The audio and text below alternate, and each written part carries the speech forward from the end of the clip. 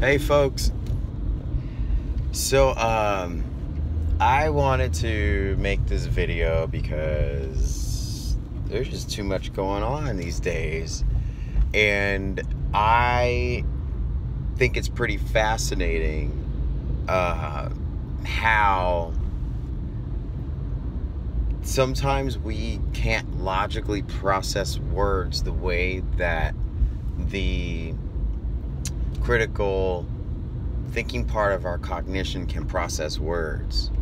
I think it's quite fascinating that I can say, because people know I'm compassionate, I can say something like, you guys, last night I was cornered in an alley and I was pushed around and robbed. And the fact that people can connect to me as a human being, people would believe the story. If I hadn't made it up, people wouldn't have known.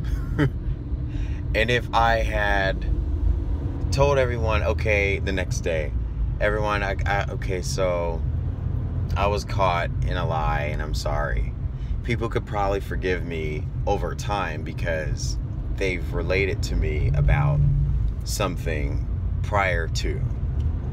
Now, if I'm an unrelatable person, and let's say an unrelatable person saved the baby from under a car, because that person is unrelatable, the story probably may not have such a great effect. And it's just something that I witness on a daily basis, that I see certain folks respond to certain things because certain things are relatable to them. And there's the other side where people don't relate to something, so they reject any type of movement, blah, blah, and blah. Let's say, for example, you had your first, let's say you had your first CEO who's 21 years old, in charge of Google. A lot of people will probably say, hey, that's pretty cool because it's a 21-year-old and he's probably really smart. But then if you flip the tables and you say a former CEO of Bing, 80 years old, now is taking over Google, there'll probably be some lashing out and some some disturbances or distortion around the person, and probably maybe people would reject the idea of there's an old person in a position where he knows what to do. So I just think it's quite fascinating, because I'm a person who, A, I'm an artist. I always tell everybody this. B, I'm a physical fitness health professional. And so a lot of times my position in both choreography and in health and fitness, I have to watch and not correct, but my position in everything that I do requires observation, and it requires assistance on progression. It requires coaching, progression. And so my position on social media that I so consciously choose is just that. Like, how could I partake in my public figure, my words, to help assist people on progress forward? How can we progress as a people? I know, like, what I say doesn't affect the demographic that follows me, because everyone relates to me. They know who I am. Everyone knows I have a big mouth. Everyone knows I'm talented. But everyone knows I have a big heart and I'm compassionate. And I will not do anything to jeopardize another person's life, well-being, or even my own, paper trail and accolades that I've so built. However, I have to be mindful of what I do on a daily basis, because I don't want to lose trust. I don't want to victimize myself, and I don't want to manipulate anyone. So I have a very tough position as a person in my own standpoint. I expressed this the other day. I was having a moment because it's really hard when you cannot be free to just do and say what you want. You have to consciously be mindful and cognitive of what you say and do on such an hourly basis of the day. So if I come out and I say something to a bullet point, or if it seems that I'm cold, black and white about something, it's probably because I really stand for looking outward from the center. And that's what many people don't do these days. And I always express that. You have to look outward from the center. And it's not looking outward towards what you feel is entitled to what your category or what your position of power is, or whatever entitlement that you have in this world. Like, you can be, I don't know, a doctor, a physician, a pharmaceutical agent, whatnot, but that doesn't put you at a higher platform than other people. I just want people to understand that when you see headlines or you see words, certain words register different frequency in the human mind than quotes. If you see a quote has more effect because it's coming directly from the source, of which we don't see quotes. We don't see direct, and actually too, we might see direct quotes from Twitter.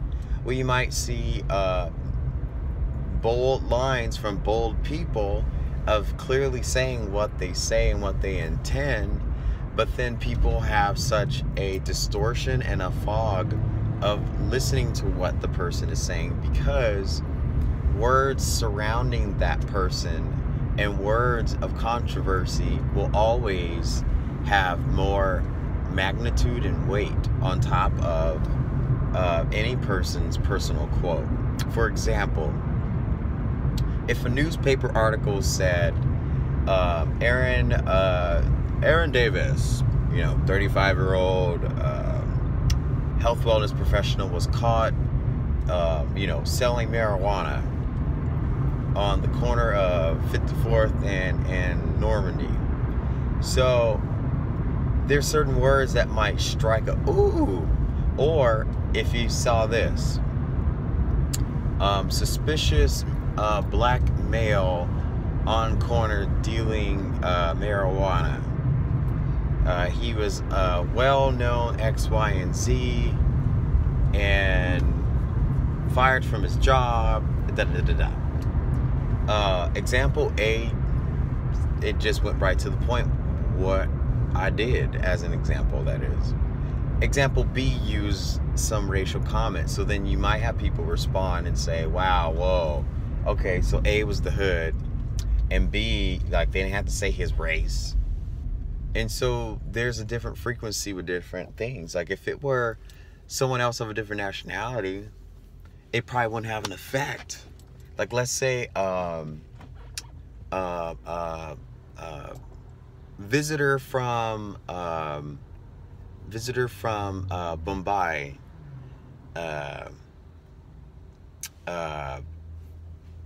selling orange juice on a corner makes $1 million. It probably wouldn't sound offensive whatsoever. But then if you were changed the title into a more broad, nationality, it would probably be offensive.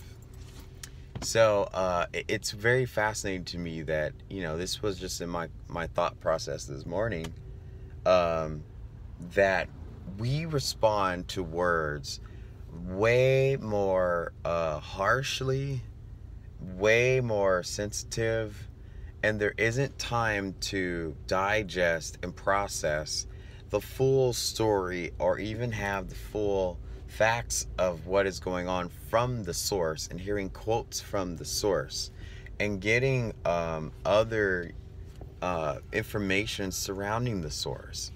But then there's other people who conflict and contradict the sources that are putting out words that might register heavier frequency within us. And as a person who I'm really working on trying to public speak more, and this is the best way I can do it, we have to be mindful what words we are looking at and try to take a breath and really, and this is something I had to learn years ago.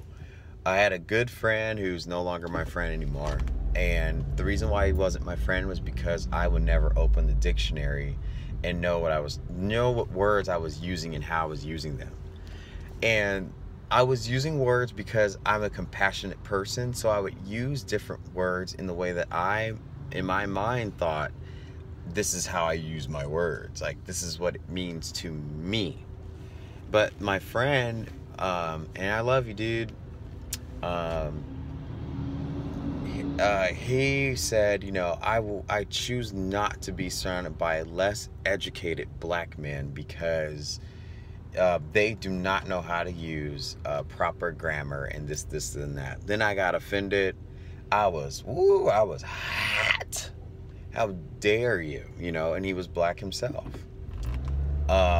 And that's just what I mean by different words register different frequency. And we have to learn how to compose ourselves regardless of the matter and the situation. If you can't compose yourself, then you're going to be repeating the same words that have weight, and you're going to be repeating the same words that cause the same reaction to other people as what you're reacting to. And that's the problem. The problem is we have to find resolve within what is being fed and told to us, in a sense. And don't worry about me holding the phone, Auntie, because it's a thingy-majigger that I have on my driving stick, and it holds the phone, but sometimes the phone wiggles. My hand is on the stick of the, what do you call this? The driving, I forget what you call it. The manual, anyways. You guys have a wonderful day. I hope you get my point, what I was saying. I love you all. Stay composed. You know, breathe, stretch, shake, let it go. Have a good day. Bye.